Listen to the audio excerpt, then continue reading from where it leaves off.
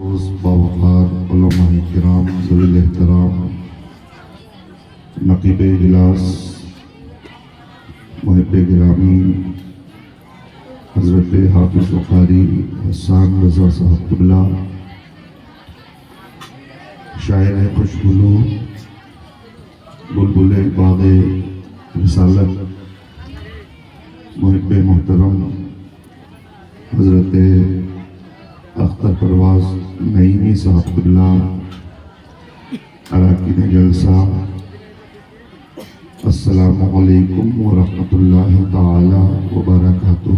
وعلیکم السلام ورحمۃ اللہ۔ نحمدہ نصلی ونسلم علی حبیبہ الکریم، اما بعد، اعوذ باللہ من الشیطان الرجیم، بسم اللہ الرحمن الرحیم۔ قال اللہ تعالیٰ فی القرآن المجید والفرقان الحمید، وانتم الاعلون ان کنتم مؤمنین، صدق اللہ مولانا العظیم، بلغنا رسولہ النبی الامین المتین المبین الکریم، ونحن علی ذلک لمن الشاہدین والشاکرین والحمد للہ رب العالمین۔ آئیے بارگاہ رسالت میں نہایت ہی ادب و احترام کے ساتھ درود و سلام کا نذرانہ عقیدت پیش کرنے کی سعادتیں حاصل کریں اور پڑھیں اللہم صلی علی سیدنا شفیعنا مولانا محمد بارک وسلم، صلاۃ و سلام علیک یا رسول اللہ صلی اللہ تعالی علیہ وسلم۔ غلط روی سے منازل کا بہت بڑھتا ہے، مسافروں رویش کارواں بدل ڈالو، جگہ جگہ کے تمہیں تھک چکے ہیں ہنگامے، نشاط و لذت خواب گراں بدل ڈالو، نہ سمجھو گے تو مٹ جاؤ گے اے ہندی مسلمانوں۔ بلکہ اس میں اگر کچھ ترمیم کر کے یوں کہا جائے کہ نہ سمجھے تو مٹ رہے ہو اے ہندوستانی مسلمانوں، تمہاری داستان تک نہ ہوگی داستانوں میں، مٹ جاؤ گے نہیں، ابھی ہم مٹائے جا رہے ہیں۔ تو نہ سمجھو گے تو مٹ جاؤ گے اے ہندی مسلمانوں، تمہاری داستان تک نہ ہوگی داستانوں میں۔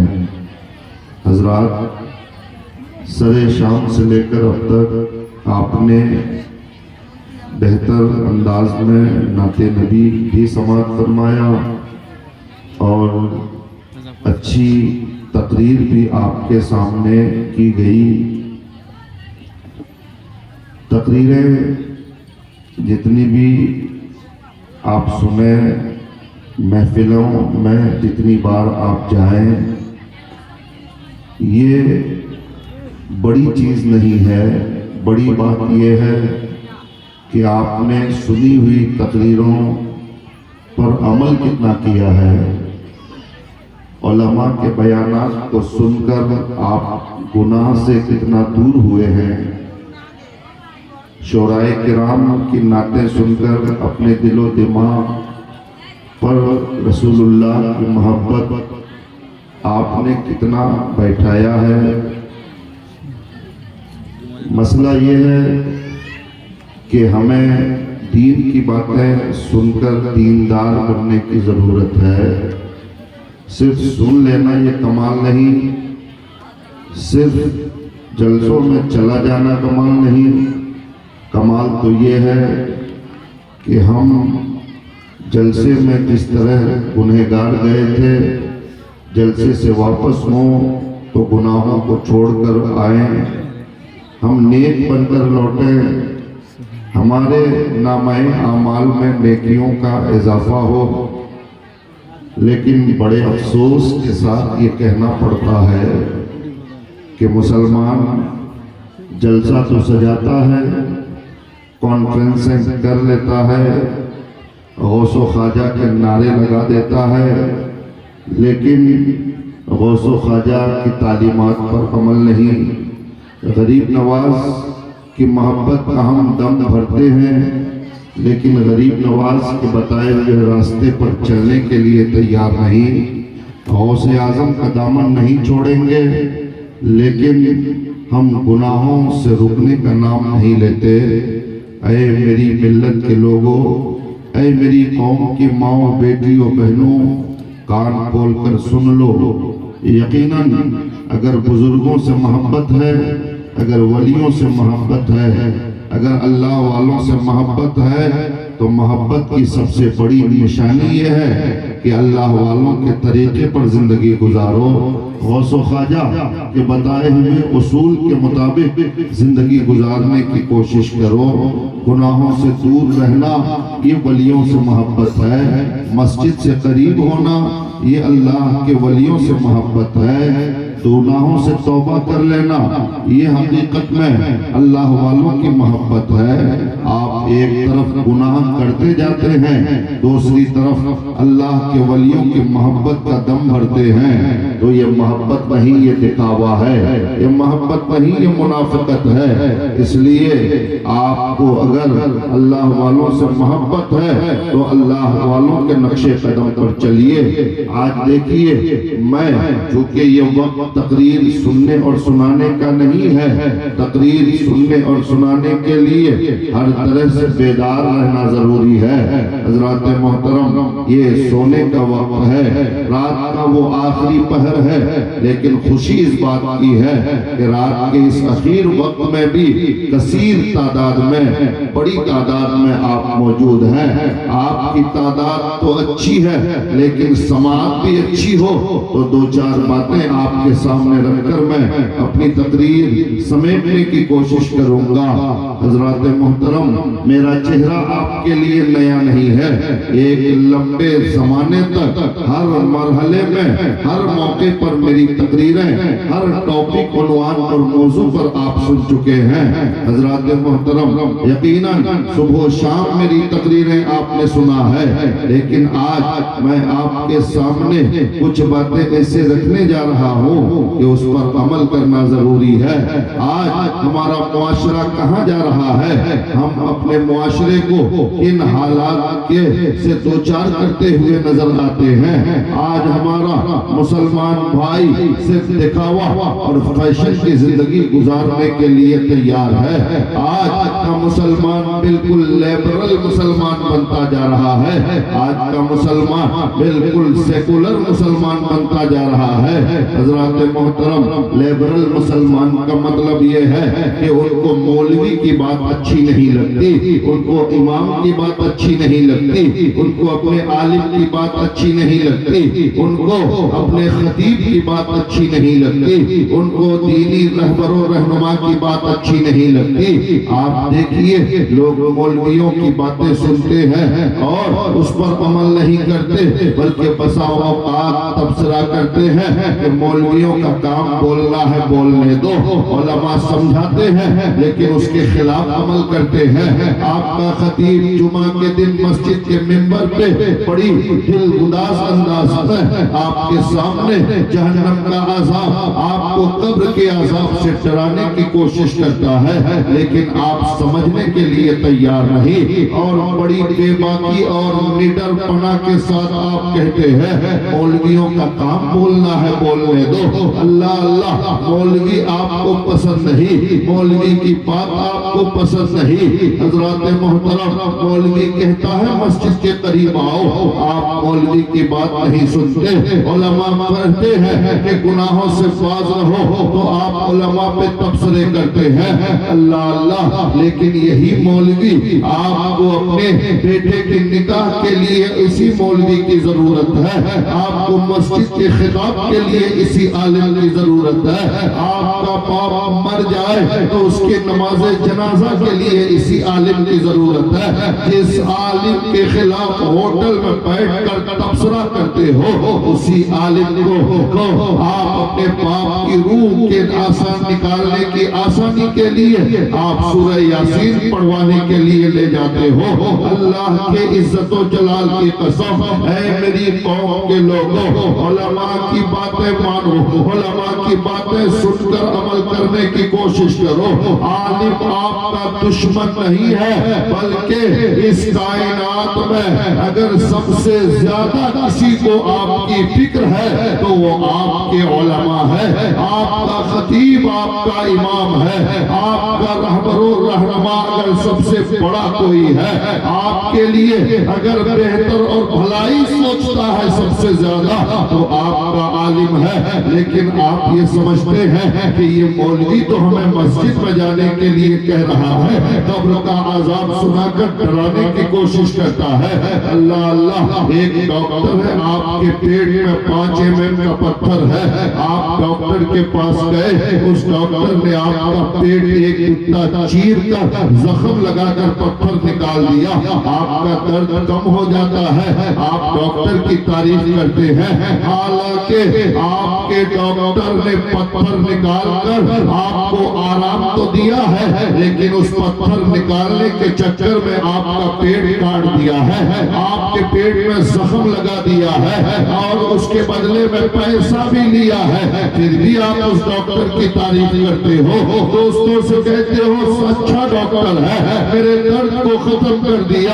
اے میری قوم کے لوگوں کو کان کھول کر سن لو, ارے وہ ڈاکٹر اس 50 سال کی زندگی کے درد کو دور کر دیا تو تم اس کی تعریف کرتے ہو. لیکن تمہارا امام و خطیب, تمہاری سماج کا عالم اس 50 سال کی زندگی کی تکلیف کو نہیں بلکہ دین کی باتیں سنا کر تمہیں قبر کے عذاب اور میدان محشر کے عذاب سے بچا کر جنتی بناتا ہے. لیکن تم اس کی شکایت کرتے رہتے ہو, اس کے خلاف بولتے رہتے ہو. اللہ اللہ, دنیا کا درد تو برداشت کیا جا سکتا ہے, لیکن قبر کا عذاب برداشت کرنا یہ آپ کے اور ہمارے بس کی بات نہیں ہے. میدان محشر کی سختیاں برداشت کرنا یہ ہمارے اور آپ کی قوت سے باہر ہے. دنیا کا ڈاکٹر دنیا کی تکلیف سے بچاتا ہے, لیکن آپ کا عالم وہ ڈاکٹر ہے, آپ کا امام وہ ڈاکٹر ہے, آپ کا خطیب وہ ڈاکٹر ہے جو صرف دنیاوی عذاب سے نہیں بلکہ قبر و حشر کے عذاب سے آپ کو بچا کر جنتی بناتا ہے. اس لیے اپنے علماء کی قدر کیجئے, آپ علماء کی باتیں مانیے, ورنہ پھر آپ کا حال وہی ہوگا جو مولانا روم نے مسند شریف میں بیان فرمایا. مولانا روم فرماتے ہیں کہ دریا کے کنارے ایک آدمی چھیپ لے کر, ایک آدمی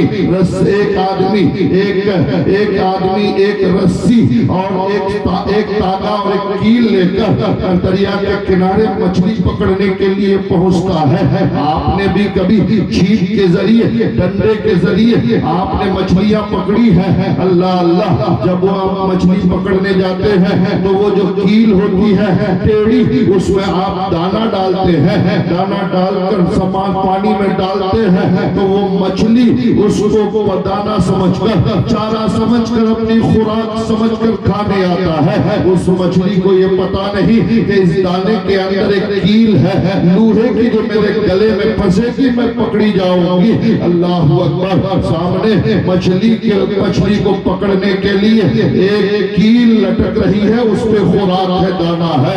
ایک چھوٹی سی مچھلی اس دانے کو کھانے کے لیے آگے بڑھتی ہے تو ایک بڑی مچھلی, ایک عمر دراز مچھلی اس چھوٹی سی مچھلی کو سمجھاتی ہے کہ دیکھو اس دانے کو کھانا مت, یہ دانا اوپر سے دانا دکھ رہا ہے, اندر ایک لوہے کی کیل ہے, کھاؤ گی تو پھنس جاؤ گی. اس کے اوپر ایک 2 ہاتھ والا, ایک 2 پیر والا انسان اوپر بیٹھا ہے, اس کی 2 آنکھیں ہیں اور 10 انگلیاں, ہاتھ اور پیر میں ملا کر 20 انگلیوں والا ایک سر والا انسان بیٹھا ہے. تم ابھی اس دانے کو کھاؤ گی, تمہارے حلق میں کانٹا پھنسے گا, پھر وہ رسی کو اوپر کھینچے گا اور تمہیں پکڑ کر گھر لے جائے گا, وہاں پر لے جا کر تمہیں رگڑ کر کاٹے گا, پھر تمہیں دھو کر اور چولہے پہ, کڑھائی پہ, گرم تیل پہ تمہیں گرم تیل پہ تمہیں ڈال کر, تمہارا گرم تیل پہ ڈال کر تمہیں تمہارا مسئلہ بنائے گا, پھر اس کے بعد تمہیں کھائے گا. اللہ اکبر. بڑی مچھلی نے جب یہ سمجھایا، سمجھانے کے بعد جب بڑی مچھلی اس کے طرف دیکھنے لگی تو چھوٹی مچھلی پورے سمندر میں سرچ کرتی ہے، ادھر ادھر دیکھتی ہے۔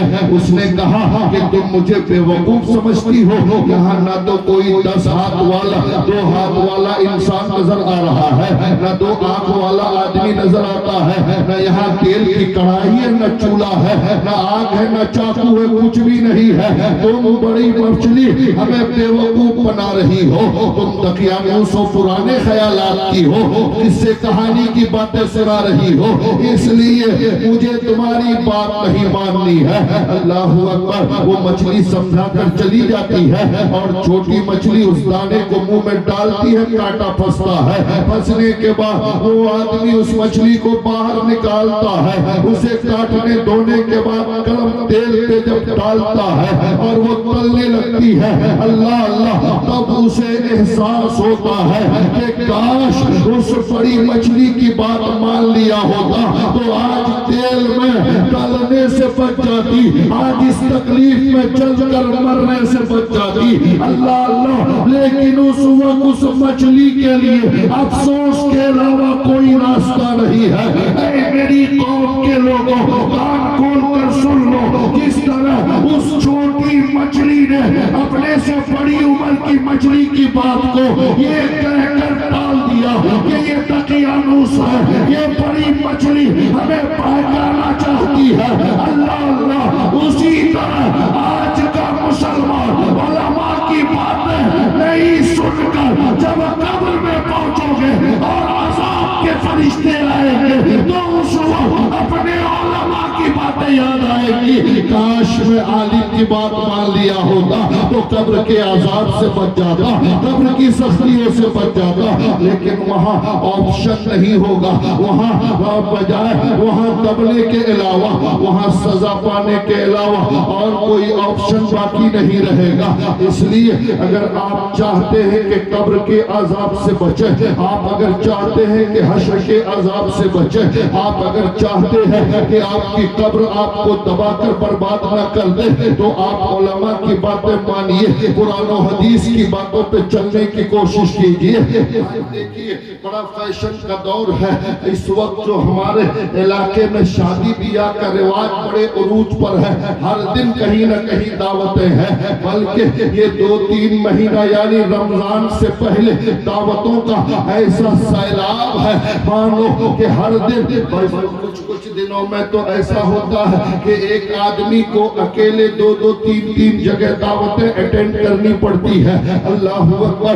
میرے دوستوں اور بزرگوں، میں آپ کو کچھ پیغامات دینا چاہتا ہوں، عمل کر لینا، زندگی آپ کی سنورتی ہوئی نظر آئے گی۔ کسی نے بڑی اچھی بات کہی، مسلمانوں کی امیری دیکھنی ہو، مسلمانوں کی مالداری دیکھنی ہو، مسلمانوں کی دولت دیکھنی ہو تو ان کی شادیوں میں دیکھو، اور اسی مسلمان کی غریبی دیکھنی ہو، اسی مسلمان کی غربت دیکھنی ہو تو مدرسہ اور مسجد کے لیے چندہ مانگ کر دیکھو۔ اللہ اللہ، ہماری قوم کا ایک بے راہ رو مسلمان اپنے بیٹا یا بیٹی کی شادی میں 50,000 کا پنڈال کر لیتا ہے، ہماری قوم کا ایک مسلمان اپنے بچوں کی شادیوں میں 20,000 کے پٹاخے پھوڑ دیتا ہے، ہماری قوم کا بے غیرت مسلمان اپنے بچوں کی شادی میں حرام چیز ڈی جے اور ناچ گانوں کے انتظام کے لیے 25,000 خرچ کر دیتا ہے۔ ہماری قوم کے اس بے غیرت مسلمان کا عالم یہ ہے کہ اپنی شادی بیاہ میں حرام اور ناجائز چیزوں پہ لاکھوں روپے خرچ کر دیتا ہے، لیکن اسی مسلمان سے اگر مسجد اور مدرسے کے لیے 500 روپے چندہ مانگو تو کہتا ہے کہ اس بار پتیاں خوب نہیں ہوئی، اس بار نقصان ہو گیا، اس بار ریٹ کم ہو گیا، میرے حالات اچھے نہیں ہیں۔ اللہ اللہ، اے مسلمانوں، اپنی حالات پہ غور کرو۔ ارے جہاں پر دینا تیری نجات کا ذریعہ ہے وہاں غریب بن جاتے ہو، اور جہاں خرچ کرنا عذاب کا ذریعہ ہے وہاں دل کھول کر خرچ کرتے ہو اور کہتے ہو کہ ہمارے حالات کیوں خراب ہیں، ہماری دعائیں قبول کیوں نہیں ہوتی ہے، اللہ کی رحمتیں کیوں نہیں نازل ہوتی ہے، بارش کیوں نہیں ہوتی ہے۔ اللہ اکبر۔ اے میری قوم اور ملت کے نوجوانوں، آپ کان کھول کر سن لو، نکاح تو بالکل سنت عمل ہے، اور اسی سنت کے لیے جب ہم نکاح کا پہلا جو پروسیس ہوتا ہے، یعنی آپ دعوت کے لیے، آج کل تو صرف شادی کے لیے نہیں بلکہ ہمارے معاشرے میں عقیقہ اور ختنہ کا رواج بھی اتنا عام ہو گیا ہے کہ مت پوچھئے، اتنا عام ہو گیا ہے کہ اب لوگ ختنہ اور عقیقہ جو خالص سنت عمل ہے، بہت غور سے سنیے گا اور عمل کرنے کی کوشش کیجئے گا، ختنہ اور عقیقہ جو خالص سنت عمل ہے، اس سنت کو بھی ہم نے فیشن بنا دیا ہے۔ اللہ اللہ، سنت کو فیشن بنانے والوں کان کھول کر سن لو، عقیقہ اور ختنے کا عمل جو ہے یہ سنت ہے، لیکن اس سنت عمل کے لیے ہم نے 50 روپے کا کارڈ، 100 روپے کا فیشن والا کارڈ چھپوا کر دعوت کے لیے چھپوانے کا عام رواج بنا لیا ہے۔ میں آپ سے کہنا چاہتا ہوں کہ ہمارا 50 روپے کا کارڈ ہے، اس کارڈ پہ بسم اللہ الرحمن الرحیم لکھا ہوتا ہے، اس کارڈ پہ محمد یا احمد لکھا ہوتا ہے اگر نام اس نام کا ہے۔ اللہ اللہ، وہ کارڈ جب آپ اپنے رشتہ دار کے یہاں لے کر پہنچتے ہو تو اس کارڈ میں دعوت دین کو دیتے ہو، ان میں سے 80% لوگ کارڈ کھول کر پڑھتے نہیں، کارڈ کھول کر دیکھتے نہیں۔ آپ نے کارڈ دیا، وہ ہاتھ میں لیا اور ایک طرف رکھا، آپ کی بات سنا، آپ کو چائے ناشتہ کرایا، آپ واپس آئے، صبح کو وہی کارڈ جو 50 روپے کی لاگت میں تیار ہوا ہے، وہی کارڈ جس میں بسم اللہ الرحمن الرحیم لکھا ہے، بسم اللہ الرحمن الرحیم یہ قرآن کی آیت ہے، اللہ اللہ قرآن کا حصہ ہے، وہ کارڈ جس میں محمد اور احمد جیسے نام لکھا ہے، صبح کو آپ کا رشتہ دار، آپ کے رشتہ دار کے گھر کی وہ عورت اسے جھاڑو سے جھاڑ کر کوڑے دار اور غلط جگہوں پہ اپنے گھر کے کوڑوں کے ساتھ پھینک دیتی ہے۔ اللہ اکبر۔ آپ بتائیے کہ بسم اللہ الرحمن الرحیم کی بے حرمتی ہوئی، لفظ احمد اور محمد کی بے حرمتی ہوئی، اس کا عذاب اس پھینکنے والے کو بھی ہوگا اور کارڈ بنوا کر دینے والے کو بھی اس کا عذاب ملے گا۔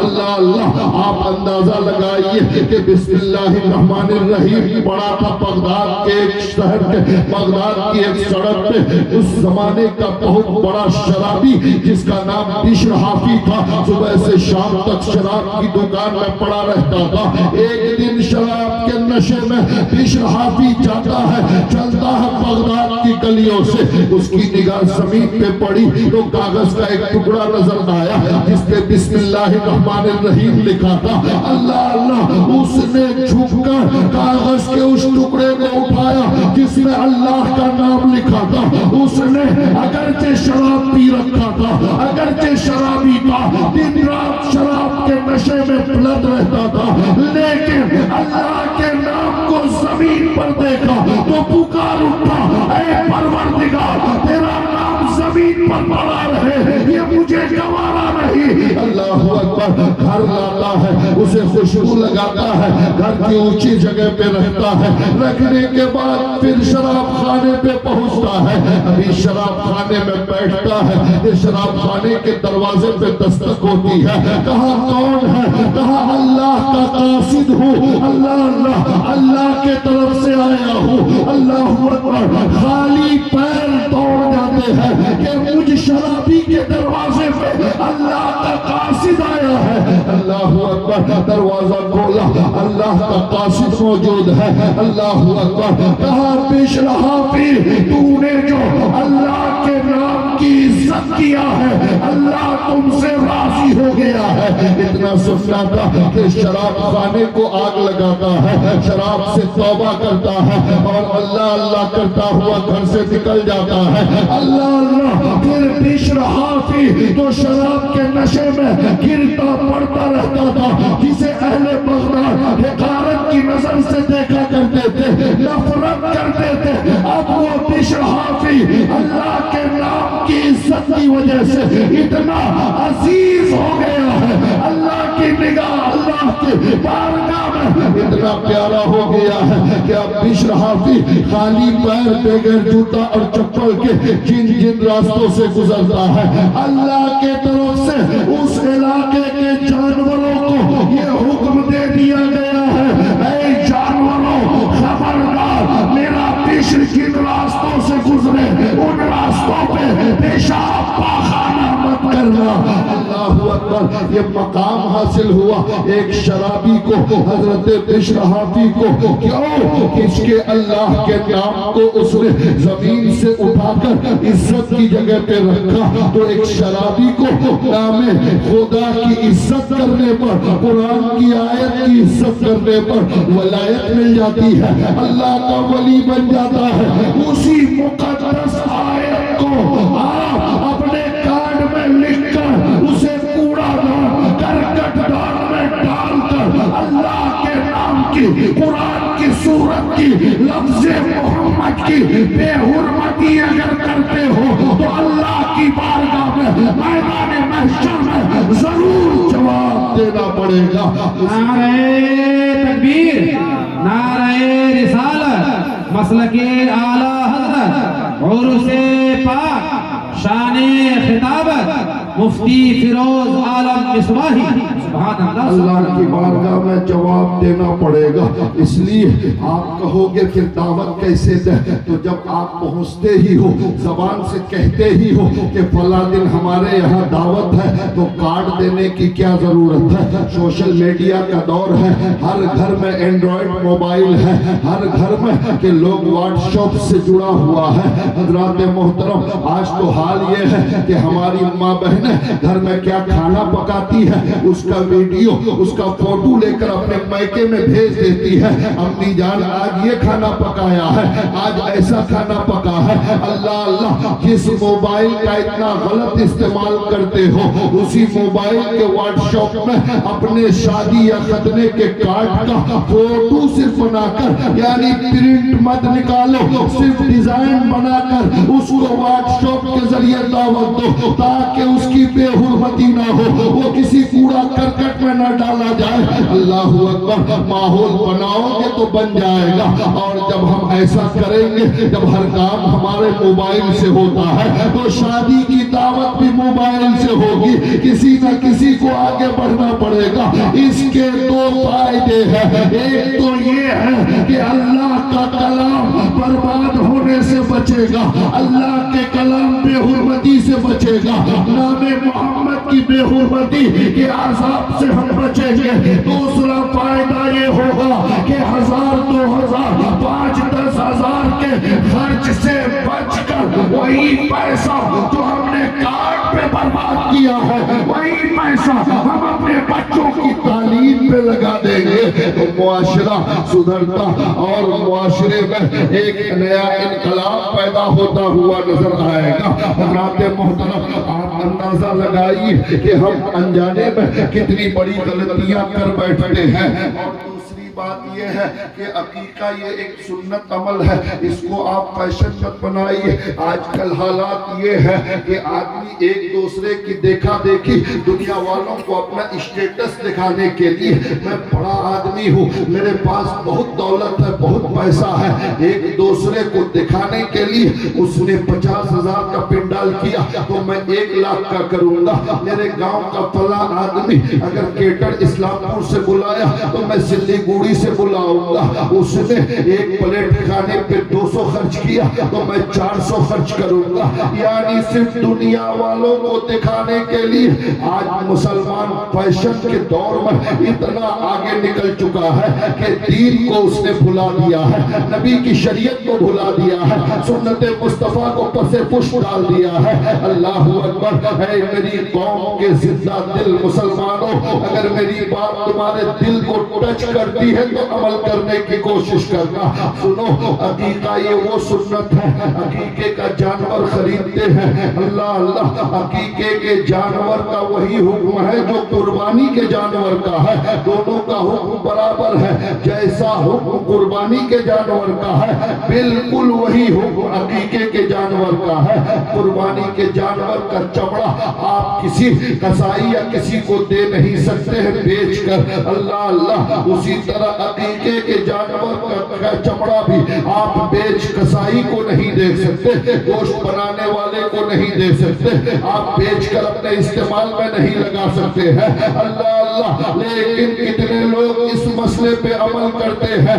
आप कान खोल कर सुन लीजिए, अकीका सुन्नत है तो इसे सुन्नत रहने दीजिए। खतना ये सुन्नत अमल है, यानी खतना करना सुन्नत है, लेकिन खतने की दावत करना सुन्नत नहीं है, सिर्फ जायज अमल है।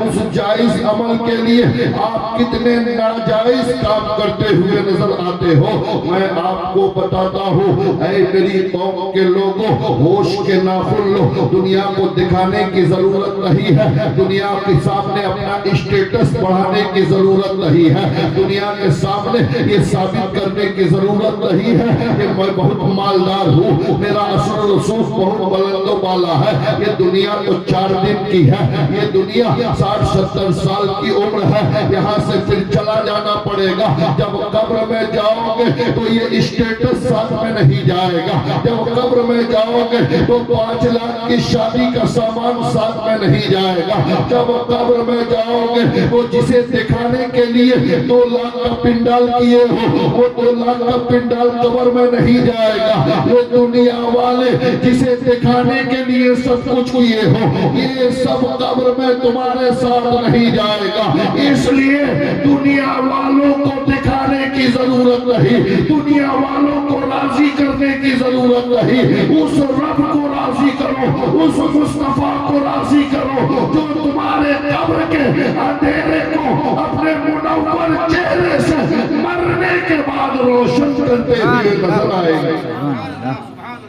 दुनिया को राजी करने की जरूरत नहीं, दुनिया पैदा करने वाले को राजी करो। दुनिया को राजी करने की जरूरत नहीं, उस रब को राजी करो जिस रब के करम से आजाब से बचोगे। अल्लाहू अकबर। अब मैं आपको बताऊं कि 2 लाख रुपया अपने बच्चे के खतना और अकीके पे खर्च करने के बजाय खतना और अकीके को मुख्तसर करो, मिलाद करके अपने बच्चे का खतना करो। आप एक जानवर कुर्बान करके एक बकरी या एक खस्सी की कुर्बानी देकर बच्चे की अकीका करो, मुख्तसर मिलाद करो, उसके लिए दुआ करवाओ। और अगर 2 लाख रुपया खर्च करना है तो मत करो, वो 2 लाख रुपया अपने बच्चे के नाम का अकाउंट बनाकर जमा कर दो। और कान खोल कर सुन लो, तेरा बच्चा पढ़ते पढ़ते 14-15 साल की उम्र में पहुंचकर जब मैट्रिक का एग्जाम पास करेगा तो फिर वही पैसा जो 10 साल पहले 15 साल पहले अकीके का पैसा बचाकर खतना वाला 2 लाख बचाकर उस बच्चे के अकाउंट में डाला था, अब उसे निकाल कर हिंदुस्तान के किसी बड़ी यूनिवर्सिटी में, किसी बड़ी तालीमगाह में, किसी अच्छे पढ़ने वाले टीचर के पास ले जाकर उस बच्चे को बेहतर से बेहतर तालीम दो, डॉक्टर इंजीनियर बनाओ। रब की इज्जत की कसम, उन पैसों की वजह से तेरा बच्चा अगर कामयाब हो गया, तालीम याफ्ता हो गया, डॉक्टर इंजीनियर बन गया, तो सिर्फ तुम्हें नहीं बल्कि पूरा मुआशरा, पूरा खानदान, पूरा गांव, पूरे इलाके का नाम रोशन करता है। सुभान अल्लाह, वाह, अल्लाह अकबर, या रसूल अल्लाह, जिंदाबाद जिंदाबाद, अल्लाह अकबर, या रसूल अल्लाह। تعلیم کے بغیر دنیا کی کوئی قوم ترقی نہیں کر سکتی ہے. تعلیم کے بغیر انسان کی حیثیت اس جانور کی طرح ہے جو چلتا پھرتا ہے. اولاد پیدا کرنا کمال نہیں ہے. اگر اولاد پیدا کرنا صرف کمال ہو تو جانور بھی اولاد پیدا کرتا ہے, کتے بھی اولاد پیدا کرتے ہیں, اور دنیا کا رذیل سے رذیل جانور اولاد پیدا کرتا ہے. کافر و مشرک بھی اولاد پیدا کرتے ہیں, یہود و نصارہ بھی اولاد پیدا کرتے ہیں. صرف اولاد پیدا کرنا کمال نہیں, بلکہ جس اولاد کو پیدا کیے ہو اس اولاد کو عاشق مصطفیٰ بنانا یہ کمال ہے. اس اولاد کو دین کا سپاہی بنانا کمال ہے. اس اولاد کو دین کے راستے پہ چلنا سکھانا کمال ہے. اسے اسلامی تربیت دینا یہ کمال ہے. حضرات محترم, اس لیے اولاد پیدا کرو تو اس اولاد کو دیندار بناؤ, اس اولاد کو نبی کی سنتوں پر چلنے والا بناؤ, تو یقیناً دنیا میں بھی تیرا نام روشن کرے گی وہ اولاد, مرنے کے بعد بھی تیرا نام روشن کرے گی. حضرات محترم, اب آپ کو میں بتاؤں کہ آج کل ہمارے شادی وغیرہ میں جو بات میں بتانے کے لیے اس ٹاپک کو چنا ہوں وہ بات بتا کر اپنی گفتگو ختم کروں گا, اور اس میں کتنی مصیبتوں کے شکار ہوتے ہوئے نظر آتے ہیں. اگر آپ دیکھیے شادی کے کارڈ پہ ہم کوٹ کرتے ہیں حدیث ان نکاح من سنتی فمن رغب عن سنتی فلیس منی. ہر کارڈ میں یہ حدیث لوگ کوٹ کرتے ہیں, لکھتے ہیں. اس کا مطلب یہ ہے کہ نکاح میری سنت ہے. نبی نے فرمایا کہ نکاح میری سنت ہے. مصطفیٰ نے فرمایا نکاح آدھا دین ہے, یعنی نکاح کرو تو تمہارا عقیدہ تم گناہوں سے محفوظ ہو جاتے ہو. نکاح کی بڑی فضیلتیں حدیث میں آئی ہے. اللہ کے نبی نے نکاح کو سنت کہا. آپ اپنے شادی کے کارڈ میں لفظ نکاح کے تعلق سے حدیث کوٹ کرتے ہو کہ نکاح رسول اللہ کی سنت ہے, لیکن ہمارے نکاح میں کوئی بھی کام سنت والا نہیں ہوتا, بلکہ ہر کام شروع سے اخیر تک سنت کے خلاف ہی ہوتا ہے. شروع دن سے لے کر اخیر تک سنتوں کے خلاف, شریعت کے خلاف. ہماری شادی کا ایک ایک لمحہ, ہمارے بچوں کے نکاح کا ایک لمحہ, اور نکاح کی ایک ایک گھڑی سنتوں کے خلاف, شریعت مصطفیٰ کے خلاف. اللہ اکبر. آپ دیکھیے ہمارے یہاں کا رواج, اور اس رواج کو عام کرنے والے ہماری قوم کے وہ مالدار لوگ ہیں. ابھی جلسے میں اگر 1000 چندہ مانگو تو سب کے ہاتھ جیب تک پہنچتے نہیں, سینے پہ اٹکا ہوا ہوتا ہے. لیکن وہی انسان اپنے بچوں کے نکاح میں لاکھوں روپے کا فضول خرچی کر بیٹھتا ہے. اللہ اکبر. اے میری قوم کے لوگوں, نکاح تو سنت ہے لیکن اسے ہم نے فیشن بنا دیا, شریعت کے خلاف ایک ایک عمل. اور اس میں ہماری قوم کا مالدار سب سے زیادہ ملوث ہے, جس نے معاشرے کے حالات بگاڑنے میں اہم رول ادا کیا ہے. اب میں آپ کو بتاؤں نکاح کا ایک سب سے برا پہلو کیا ہے. اگر صرف نکاح پہ گفتگو کروں تو کئی دن چاہیے, وقت میں اتنی وسعت نہیں ہے کہ نکاح کے پورے رسموں کو مکمل طور پر آپ کے سامنے رکھ سکوں. ایک برا طریقہ جو نکاح کا ہے وہ آپ دیکھیے ہمارے یہاں, خاص کر کے جب بڑے لوگوں کے یہاں جو دنیاوی اعتبار سے اپنے آپ کو اپ ٹو ڈیٹ کہتے ہیں, دنیاوی اعتبار سے اپنے آپ کو بڑا کہتے ہیں, تعلیم یافتہ کہتے ہیں, پڑھا لکھا کہتے ہیں, مالدار لوگ ہوتے ہیں, وہ اپنی شادیوں میں اس طرح کا اسٹیج بناتے ہیں, اس پہ اس طرح کی کرسیاں لگا دیتے ہیں, اور جب بہو گھر آتی ہے تو اس بہو کو سجا بیوٹی پارلر میں لے جا کر بڑھیا سے سجا کر اور اس بہو کو اس کرسی پہ بیٹھا دیتے ہیں, اور جو دعوت ادا کرنے والے لوگ آتے ہیں سبھی لوگوں کو بلا کر کرسیاں نیچے بچھا دی جاتی ہے, اور سب لوگ ایک ایک کر کے آتے ہیں. آنے کے بعد اس کی بہو, اس کی بیوی اور اس کسی کی بیٹی جو اس کرسی پہ سج دھج کر دیوی کی طرح بیٹھی ہے, سب کی غلط نگاہیں اس پر پڑتی ہے. کوئی ویڈیو بناتا ہے, کوئی سیلفی لیتا ہے, کوئی تصویریں کھینچتا ہے, اور انہیں دیکھنے والوں میں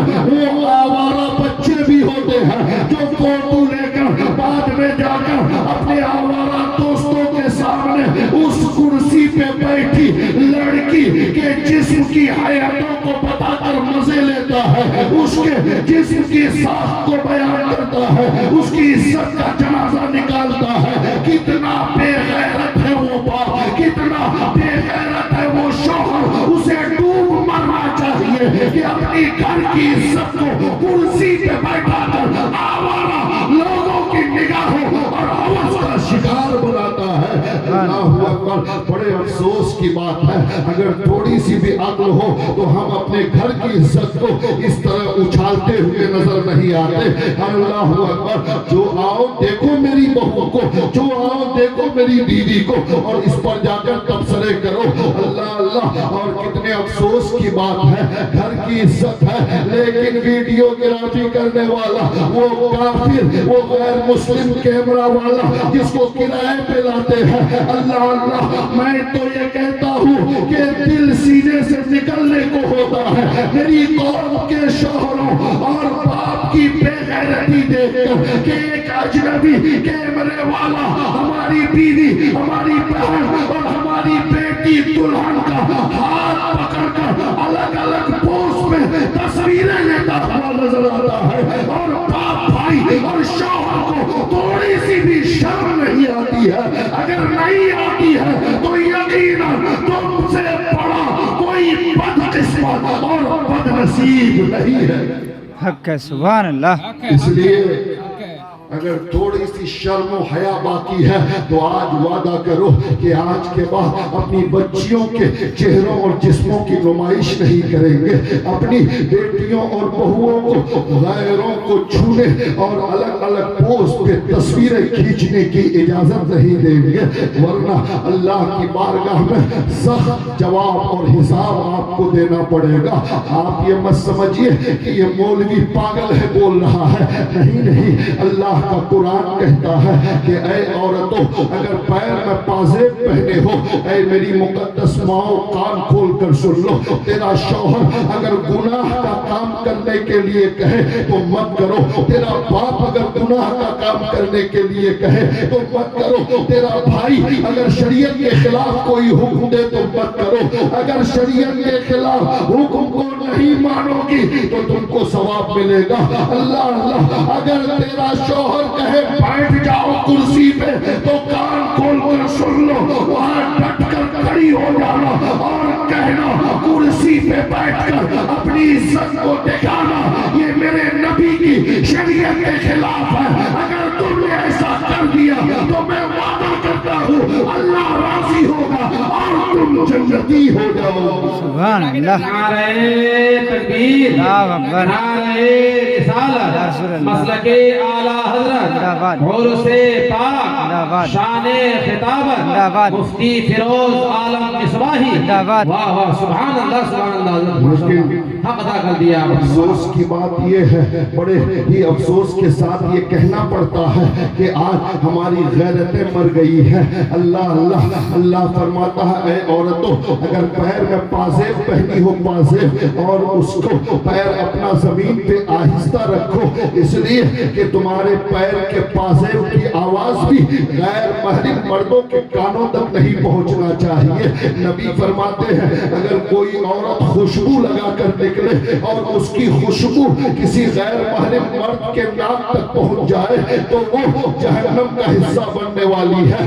اللہ اکبر. آپ کے بدن کی خوشبو غیر مردوں تک نہ پہنچے، آپ کے پائل کی آواز کسی غیر محرم مرد تک پہنچنا رب کو گوارا نہیں، تو پھر اپنی نمائش سج دھج کر غیروں کو اپنا چہرہ دکھانا، بے حیائی کا مظاہرہ کرنا، قسم خدا کی وہ باپ بھی جہنم میں جائے گا، وہ شوہر بھی جائے گا اور وہ بیوی بھی جائے گی جو شریعت کے خلاف اپنا جسم غیروں کو اس بے باکی کے ساتھ دکھاتی ہوئی نظر آتی ہے. اس لیے کان کھول کر سن لیجئے، آپ اپنا نکاح جو سنت ہے اس سنت کو سنت رہنے دیجئے، سنت رسول کے مطابق آپ اپنی شادیاں کیجئے۔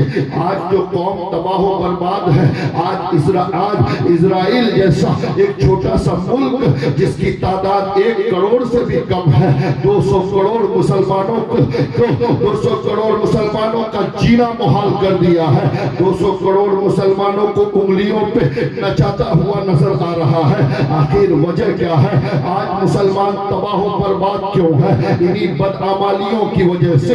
ہمارا ایمان تو بہت مضبوط ہے، ہمارے اوپر ہمارے پاس جو کتاب ہے وہ کائنات کی سب سے عظیم کتاب ہے۔ دنیا کے کسی قوم کے پاس ہم سے اچھی کتاب نہیں، دنیا کے کسی بھی قوم کے پاس ہم سے اچھا رہبر مصطفیٰ جان رحمت صلی اللہ تعالیٰ علیہ وسلم سے بہتر کوئی رہبر نہیں ہے۔ اللہ سب سے اچھی کتاب ہمارے پاس، سب سے بہتر رہبر رہنما اور قائد ہمارے پاس، لیکن دنیا میں ہم ذلیل ہو رہے ہیں، ہم مار کھا رہے ہیں انہی بدعمالیوں کی وجہ سے، انہی بد کرداریوں کی وجہ سے۔ کتاب تو بہت اچھی ہمارے پاس قرآن ہے، لیکن ہمارا عمل اس پہ نہیں ہے۔ ہمارے پاس کائنات کا سب سے عظیم رہبر مصطفیٰ جان رحمت ہے، لیکن ان کی باتوں پہ عمل نہیں ہے، اس لیے ہم مار کھا رہے ہیں۔ اسی لیے 1 کروڑ سے کم یہودی 200 کروڑ مسلمانوں کا جینا حرام کر رکھا ہے۔ چھوٹے چھوٹے بچوں کو بم اور بارود سے اڑاتا ہوا نظر آتا ہے۔ اے میری قوم کے مسلمانوں، اے میری قوم کی بچیوں، کان کھول کر سن لو اور اپنا سبق حاصل کر کے یہاں سے جاؤ۔ جلسوں میں آنا صرف کمال نہیں ہے، بلکہ جلسوں سے جاؤ تو کچھ سیکھ کر جاؤ اور اس پر عمل کرنے کی کوشش کرو۔ صرف ہوائی پہ اڑنے کی کوشش مت کرو، صرف لنترانیوں کی بدولت اپنی زندگی گزارنے کی کوشش مت کرو، بلکہ کچھ سیکھو اور اس پر عمل کرنے کی کوشش کرو۔ میں آپ کو بتاؤں، حضرت عمر ابن عبدالعزیز ہم سے پیشرو خطیب فاضل گرامی حضرت علامہ مفتی ناظم رضا صاحب نے بھی اس ٹاپک پہ اشارہ کرنے کی کوشش کیا۔ میں آپ کو بتاؤں کہ دیکھیے ہماری بہنوں کی عزتیں کتنی عظیم ہیں، آپ اندازہ لگا سکتے ہیں۔ حضرت عمر ابن عبدالعزیز جنہیں عمر ثانی کہا جاتا ہے، یعنی حضرت عمر فاروق رضی اللہ تعالیٰ عنہ کا ثانی کہا جاتا ہے۔ کون عمر ہے؟ اللہ جنہوں نے خط لکھا دریائے نیل کو تو دریائے نیل بہنے لگا، وہ عمر جس نے ایک بوڑھی عورت کا تیل زمین سے واپس کروا دیا، وہ عمر جو مدینے کے مسجد کے منبر پہ کھڑے ہیں اور مدینے میں زلزلہ اور بھوکمپ آیا ہے، زمین ہلنے لگی، حضرت عمر مسجد نبوی سے باہر آئے، اپنا ڈنڈا زمین پہ مار کر کہا، اے زمین کیا عمر نے تجھ پر انصاف نہیں کیا ہے؟ اگر انصاف کیا ہے تو ہلنا بند کر۔ اتنا کہنا تھا کہ زلزلہ بند ہو گیا، بھوکمپ رک گیا، زمین نے ہلنا بند کر دیا۔ علماء فرماتے ہیں کہ اب دنیا میں قیامت تک زلزلے تو آئیں گے، بھوکمپ آئے گا، لیکن مدینے میں قیامت تک دوبارہ زلزلہ نہیں آئے گا۔ اللہ اکبر، وہ عمر ہے اللہ اکبر جن کی زبان میں قرآن کی آیتیں جن کے منشا کے مطابق نازل ہوئی۔ اللہ اکبر، وہ حضرت عمر کہ جب ایک دن اذان ہوئی مسجد حرام میں، اللہ تو ابو جہل نے پکار کر کہا، یا تو آج عمر کا انتقال ہو گیا ہے یا عمر کلمہ پڑھ کر مسلمان ہو گیا ہے۔ اللہ اکبر، وہ عمر جو مراد مصطفیٰ یعنی جس کو مصطفیٰ جان رحمت نے اپنی دعا کے ذریعے حاصل فرمایا، وہ حضرت عمر کا ثانی جن کے 22 لاکھ مربع میل پر یعنی آدھی سے زیادہ دنیا پر جن کی حکومت تھی، قیصر و کسریٰ جیسے بادشاہوں کی نیند جس عمر کے نام سے اڑ جایا کرتی تھی۔ اللہ اکبر، وہ حضرت عمر کا ثانی حضرت عمر ابن عبدالعزیز اللہ اکبر پہلی صدی کا وہ خلیفہ، پہلی صدی کا وہ حکمراں۔ حضرت عمر ابن عبدالعزیز خلیفہ بننے سے پہلے بہت مالدار تھے، بہت پیسے والے تھے، لیکن جب مسلمانوں کا خلیفہ بنے تو دولت ختم، اور ساری دولت بیت المال میں جمع کر دیا، مسلمانوں کے لیے جمع کر دیا۔ اللہ اللہ، حضرت عمر ابن عبدالعزیز کے بچے عید کے دن روتے ہیں۔ حضرت عمر ابن عبدالعزیز نے پوچھا بچوں کیوں روتے ہو؟ آپ کی بیوی نے فرمایا کہ محلے کے بچوں کے پاس نئے کپڑے ہیں لیکن ہمارے بچوں کے پاس نئے کپڑے نہیں، اس لیے بچے رو رہے ہیں۔ اللہ اللہ، آج اگر 5 سال کے لیے کسی وارڈ کا کوئی ممبر بن جائے اتفاق سے تو اس کی 1-2 نسلوں کے لیے پیسے جمع کر لیتا ہے۔ اللہ اللہ، وہ تو آدھی دنیا کے حکمران تھے، آدھی دنیا کے سلطان تھے، آدھی دنیا سے زیادہ زمین کے حکمران تھے، لیکن ان کے بچوں کے پاس عید کے دن پہننے کے لیے نئے کپڑے نہیں ہیں۔ اللہ اکبر۔ میرے دوستوں اور بزرگوں، حضرت عمر ابن عبدالعزیز سے بچوں کا رونا دیکھا نہیں گیا۔ باپ تو باپ ہوتا ہے، چاہے وہ بادشاہ ہو یا فقیر ہو۔ چنانچہ حضرت عمر ابن عبدالعزیز نے بیت المال کے خزانچی، منشی اور کیشیئر سے کہا کہ 1 مہینے کی تنخواہ ایڈوانس دے دیجئے۔ اللہ اللہ، اس زمانے کا کیشیئر اور ناظم کیسا تھا؟ آج تو حالات یہ ہے کہ اگر کوئی مزار کا، کوئی مسجد کا، کوئی مدرسے کا سیکریٹری بن جائے تو اللہ اکبر 2 3 4 5 سال میں وہ اپنا مکان بنا لیتا ہے، اپنی دنیا صحیح کر لیتا ہے اور اس چندے کے پیسے کو ایسا برباد کرتا ہے جیسے اپنے باپ کا پیسہ سمجھتا ہے۔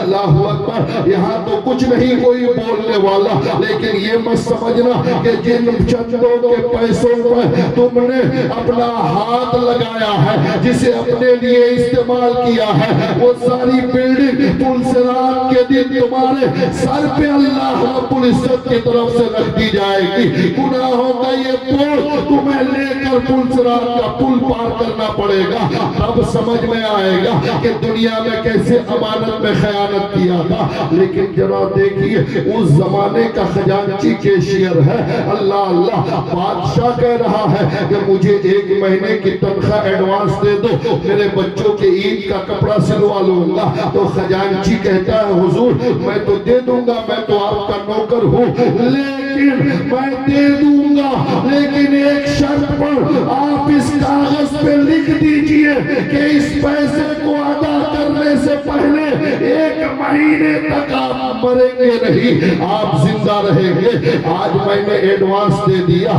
1 مہینے سے پہلے اگر آپ مر گئے تو یہ پیسہ کون ادا کرے گا؟ اتنا سنا تھا کہ عمر ابن عبدالعزیز بے ہوش ہو گئے، زمین پر گر گئے۔ جب ہوش میں آئے تو اپنے بچوں سے کہا بچوں، اللہ رب العزت عید کے دن نیا کپڑا نہیں دیکھتا ہے بلکہ پختہ ایمان دیکھے گا۔ نئے کپڑوں کا نام عید نہیں بلکہ صحیح طور پر روزہ اور نماز ادا کرنے کا نام عید ہے۔ چنانچہ پرانے کپڑوں کو دھو کر عید کی نماز پڑھ لو۔ وہ عمر ابن عبدالعزیز ہے، ایک دن دوپہر کو آتے ہیں اپنے گھر میں، اللہ اللہ پیاس لگی ہے۔ آپ نے اپنی بیٹی کو آواز دیا کہ بیٹی پانی لاؤ۔ باپ کا بیٹی سے بڑا قریبی رشتہ ہوتا ہے، بیٹیاں اپنے باپ پہ مرا کرتی ہے، بیٹیاں اپنے باپ کے لیے جان نثار کرنے کے لیے تیار رہتی ہے۔ حضرات محترم، بیٹا اور بیٹی میں فرق یہ ہے کہ بیٹیاں ہمیشہ اپنے باپ کی خوشیاں اور اپنے باپ کی خدمت کے لیے ایک پیر پہ کھڑی رہتی ہے۔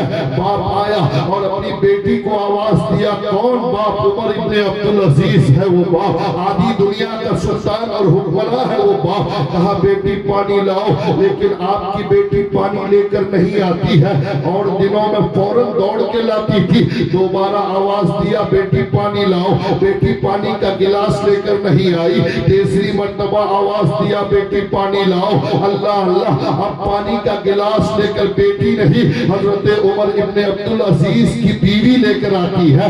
اللہ اللہ، حضرت عمر ابن عبدالعزیز نے جب بیوی کو دیکھا بیٹی کی جگہ تو کہا میری شریک حیات، اے میری بیوی، آج تک جب بھی پانی مانگا تو میری بیٹی لے کر آئی، آج تو بھی میں نے اپنی بیٹی کو آواز دیا، بیٹی پانی لے کر کیوں نہیں آئی، تم کیوں آئی ہو؟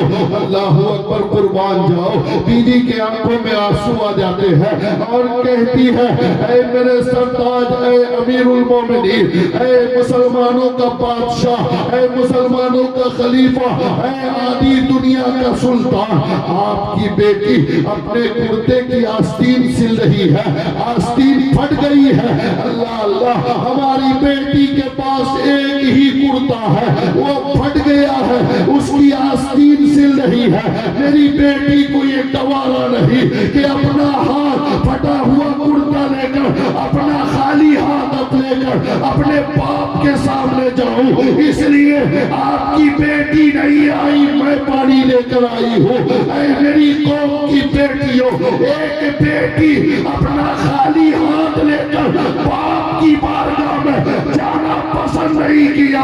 آج کی بیٹیاں اسکول اور کالج کے فنکشن میں جا کر ڈانس کرتی اور ناچتی نظر آتی ہے، اور لوگ کہتے ہیں کہ مسلمانوں پر اللہ کی رحمت نازل کیوں نہیں ہوتی ہے؟ نعرہ تکبیر، نعرہ رسالت، مسلک اعلیٰ حضرت، عرس مبارک، شان خطابت، مفتی فیروز عالم مصباحی، سبحان اللہ۔ ایک وہ بیٹی تھی جو اپنی آستین پھٹ گئی تو بازو نظر آیا، تو وہ بیٹی کی غیرت یہ گوارا نہیں کیا کہ میرا کھلا ہوا ہاتھ میرا باپ دیکھ لے۔ اور آج کی بیٹیاں ہیں، باپ بھائی کے سامنے بغیر دوپٹے کے نکل جاتی ہے، دوسروں کے سامنے دوپٹہ چھوڑ کر باہر چلی جاتی ہے، بغیر دوپٹے کے دنیا گھومتی ہوئی نظر آتی ہے۔ اسکول اور کالج میں پڑھنے والی بچیاں اسکول کے ڈائس پہ ناچتی اور کودتی نظر آتی ہے، اور ہماری قوم پوچھتی ہے کہ فلسطین میں مسلمان کیوں مر رہے ہیں، غزہ کا مسلمان کیوں شہید ہو رہا ہے، اللہ کی رحمتیں کیوں نہیں آتی؟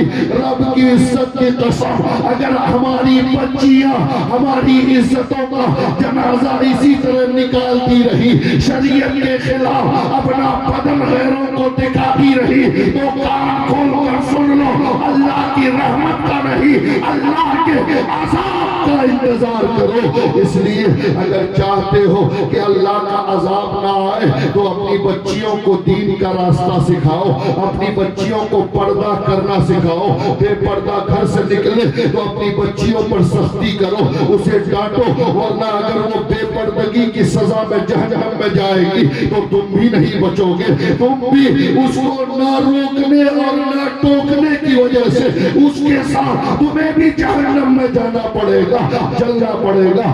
اس لیے میری قوم کی ماں، بیٹیوں، بہنوں، کان کھول کر سن لو، پردہ آپ کے لیے کوئی عیب اور غلط چیز نہیں، پردہ آپ کے لیے بڑی بہتر اور عزت والی چیز ہے۔ پردہ آپ کی حفاظت کے لیے اس کائنات میں کسی بھی دھرم اور مذہب والے کے یہاں عورتوں کو پردے میں رکھنے کا کوئی کنسپٹ نہیں ہے، لیکن اسلام وہ مذہب ہے، اسلام وہ دین ہے جہاں پر اپنی عورتوں کی حفاظت کا اتنا معقول انتظام کر رکھا ہے۔ حضرات محترم، اب جو آخری بات ہے وہ میں آپ کے سامنے رکھ کر اپنی گفتگو سمیٹوں، اس لیے کہ یہ چیزیں آ رہی ہے، اس سے پتہ یہ چلتا ہے کہ اب آخری وقت ختم کرنے کا ہونے جا رہا ہے۔ حضرات محترم، بس آخری بات سنیے، شادی بیاہ کی بات آئی، اور جو بات میں کرنا چاہ رہا تھا وہ یہ ہے کہ ہمارے علاقے میں نیوتا تو یہ اردو کا لفظ ہے، لیکن ہمارے علاقے میں غالباً نیوتا کو چمنا یا چمانا کہا جاتا ہے، یہی کہتے ہیں نا شادی میں جو دیتے ہیں چمن، ہاں تو نیوتا جس کو چمن کہتے ہیں، یعنی شادی کے منڈپ میں ایک کرسی اور ایک ٹیبل لے کر ایک آدمی کھاتا قلم لے کر بیٹھتا ہے، دعوت کھانے والے جاتے وہاں اپنا نام لکھا کر اماؤنٹ لکھوا کر جاتے ہیں، جسے نیوتا کہتے ہیں، اور حضرت نے فرمایا اس علاقے میں چمن کہتے ہیں، اسلام پور علاقے میں اس کو چمنا کہتے ہیں۔ بہرحال ہر 10-12 کلومیٹر پہ زبان بدل جاتی ہے۔ حضرات محترم، چنانچہ جو یہ چمن اور اور چننا اور نیوتا کا رواج ہے، یہ حقیقت میں اگر صدقہ ہے، یہ حقیقت میں اگر مدد ہے، یہ حقیقت میں اگر تحفہ ہے، یعنی چند مسلمان بھائی شادی والے کو مل کر اگر تحفہ کے ذریعے مدد کیے تو 1,50,000 25,000 روپیہ کے ذریعے مدد ہو گئی تو یہ اچھی بات ہے، لیکن اس زمانے میں یہ مدد نہیں ہے، اس زمانے میں یہ ہبہ اور صدقہ اور تحفہ نہیں، اس لیے کہ صدقوں کو لکھا نہیں جاتا ہے، تحفہ کو لکھا نہیں جاتا ہے، لکھنے کا مطلب یہ قرضہ ہے، میں دیا ہوں تم کو دینا پڑے گا، بلکہ بسا اوقات ایسا ہوتا ہے کہ اگر آپ نے کسی کی 2 دعوتیں ادا کی ہے تو آپ اس انتظار میں ہے کہ میری شادی میں مجھے وہ دونوں دعوتوں کا پیسہ دے گا، یعنی آپ نے اس کے بیٹے کے ساتھ بیٹی کی 2 بیٹی کی شادی میں 1,000 دیا تو آپ یہ امید لگا کر بیٹھے ہیں کہ وہ دونوں 1,000 روپیہ ملا کر دونوں شادی کا میری شادی میرے بچے کی شادی میں دے گا، اللہ اللہ۔ اور ایسا ہوتا ہے کہ شادی کے بعد وہ ڈائری نکال کر دیکھتے ہیں کہ کسی نے کم تو نہیں دیا ہے یا کوئی ایسا تو نہیں جس کو دیا تھا اس نے دیا نہیں، پھر اس کے خلاف اپنا من موٹا کرتا ہے، اس کو برا بھلا کہتا ہے، اللہ اللہ۔ میرے دوستوں اور بزرگوں، کبھی کبھی ایسا ہوتا ہے، کبھی کبھی ایسا ہوتا ہے کہ ہمارے حالات آج اچھے ہیں تو ہم کو آپ نے دیا، آپ کے حالات اچھے ہیں، ہمارے گھر میں آپ آئے 1,000 روپیہ آپ نے چمن دیا، لیکن اب ہمارے گھر میں جب شادی ہوگی تو آپ کو ہم نے بلایا، آپ کے حالات اچھے نہیں، کاروبار خراب ہو گیا، آپ کی کھیتی برباد ہو گئی، آپ غریب ہو گئے، آپ کے پاس پیسے نہیں ہیں، اللہ اللہ۔ وہ اپنی عزت بچانے کے لیے قرض لیتا ہے، قرض نہ ملے تو بندھن کا لون لیتا ہے، لون نہ ملے تو اپنا زیور لے جا کر کسی بنیے کے یہاں بندھن دیتا ہے، اللہ اکبر۔ اے میری قوم کے لوگوں، بسا اوقات آدمی اپنی عزت بچانے کے لیے سود پہ پیسے لے کر چمن دینے کے لیے جاتا ہے، نیوتا دینے کی کوشش کرتا ہے، اگر سود پہ پیسہ لیا ہے تو یہ حرام ہے، حرام ہے، حرام ہے، اس کا گناہ صرف دینے والے کو نہیں بلکہ لینے والے کو بھی ہوگا۔ آپ اندازہ کیجئے اور آپ کان کھول کر سنیے، اگر آپ تحفے کے طور پر دیتے ہیں تب تو بہتر بات ہے، لیکن اگر آپ قرضے کے طور پر دیتے ہیں کہ میں دوں گا تو وہ بھی لوٹائے گا، اگر آپ لکھتے ہیں تو اعلیٰ حضرت فاضل بریلوی فرماتے ہیں کہ آج کے زمانے کا نیوتا یہ تحفہ نہیں قرضہ ہے۔ حضور صدر الشریعہ علیہ الرحمہ نے بہار شریعت میں لکھا کہ آج کے زمانے کا نیوتا یہ تحفہ نہیں ہے، یہ قرضہ ہے، تبھی تو لکھنے کے لیے بیٹھتا ہے۔ اور ہمارے سماج کا وہ بڑا آدمی لوگوں کے پاس فخر سے کہتا ہے میرے بیٹے کی شادی میں 2 لاکھ روپے کا چمن آیا، ارے بے وقوف 2 لاکھ روپے پہ فخر کرتے ہو، بلکہ یہ کہو کہ تم 2 لاکھ روپے کا مقروض ہو گئے ہو، تم پر 2 لاکھ کا قرضہ چڑھ گیا ہے اور یہ قرضہ ادا کیے بغیر مر گئے تو جنت میں نہیں جا پاؤ گے۔ اللہ کے نبی فرماتے ہیں، حدیث پاک ہے، نبی کی بارگاہ میں ایک جنازہ آیا، اللہ کے نبی نے فرمایا اس پر کوئی قرض تو نہیں تھا، ایک صحابی نے عرض کیا ہاں اس پر ایک قرض فلاں کا باقی ہے، اللہ کے نبی نے فرمایا جو قرض ادا کیے بغیر دنیا سے جائے میں محمد الرسول اللہ اس کی نماز جنازہ نہیں پڑھاؤں گا، بلکہ تم پڑھ لو۔ کتنی بدنصیبی کی بات ہے کہ نبی جس کی جنازے کی نماز پڑھانے سے انکار کر دے، اس سے بڑا بدنصیب کون ہو سکتا ہے؟ اور وہ بدنصیب قرض لینے والا ہے۔ اللہ اکبر۔ اے میری قوم کے لوگوں، اعلیٰ حضرت نے فرمایا اگر صدقہ دیتے ہو تو ٹھیک ہے، لینے کی امید پہ نہیں دیتے ہو تب تو اچھی بات ہے، اگر لینے کی امید پہ دے تو آپ کو اگر دیا تو آپ کو مرنے سے پہلے ادا کرنا ضروری ہے، اگر نہیں کرو گے تو آپ کو قیامت کے میدان میں اس کے بدلے میں وہ جتنے پہ راضی ہوگا اتنی نیکیاں آپ آپ کی لے لے گا. اس لیے خبردار خبردار, یا تو آپ دینے والے سے کہہ دو کہ تحفے میں دے رہے ہو تو ٹھیک ہے, اگر قرضے کے طور پر دیتے ہو تو مت دو, اور اگر دے رہے ہو تو سن لو, میں ادا کروں یا نہ کروں تمہیں کوئی شکایت نہیں ہونی چاہیے. اگر وہ کہتا ہے تو ٹھیک ہے, ورنہ اگر وہ کہتا ہے کہ یہ قرضہ ہے تو ادا کیے بغیر مر گئے تو رب کی بارگاہ میں جواب دینا پڑے گا. سبحان اللہ. اس لیے حق ہے. آپ احتیاط سے کام لیجئے, شریعت کا مذاق مت بنائیے, شریعت کے مطابق زندگی گزاریے. یہ دنیا کی زندگی یہ 60-65 سال کی زندگی ہے. قبر میں جا کر حساب دینا پڑے گا, میدان محشر میں جا کر حساب دینا پڑے گا. اپنی شادیوں کو سنت رسول کے مطابق کرو. جانتے ہو دنیا میں سب سے اچھی جگہ مسجد ہے, دعائیں مسجد میں سب سے زیادہ قبول ہوتی ہے. لیکن بڑے افسوس کے ساتھ یہ کہنا پڑتا ہے کہ آج ہماری قوم کے مالداروں کا فیشن اتنا بڑھ گیا ہے کہ اب وہ گاؤں میں بھی نہیں بلکہ بیدان نگر, اسلام پور, سلیگوڑی کے میرج ہال بک کرتا ہے, وہاں جا کر شادیاں کرتا ہے اور اپنے امام کو وہ بلاتا ہے نکاح پڑھانے کے لیے. یہ قوم جو کہتی ہے کہ اللہ کی رحمتیں کیوں نہیں نازل ہوتی ہے, اللہ اللہ, یہ قوم کا حال یہ ہے کہ اپنے شادی میں دولہے کا جوتا چرانے والے کو دولہا 5-5 ہزار روپیہ دے دیتا ہے. اللہ اللہ, لیکن وہی نکاح پڑھانے والا مولوی کو اگر 1500 روپیہ دینا ہو تو کم از کم 15 منٹ تک بحث کرتا ہے, 15 منٹ تک جھگڑا کرتا ہے. اللہ اکبر. جو قوم جوتا چرانے والے کو خوشی سے 5000 دے دے اور نکاح جیسی بابرکت چیز کو قبول اور ایجاب کرانے والے نبی کے نائب سنت رسول کے مطابق نکاح پڑھانے والے عالم کو 1500 دینے میں جھجک کرے, پھر اس قوم میں عالم نہیں چور پیدا ہوگا, چور.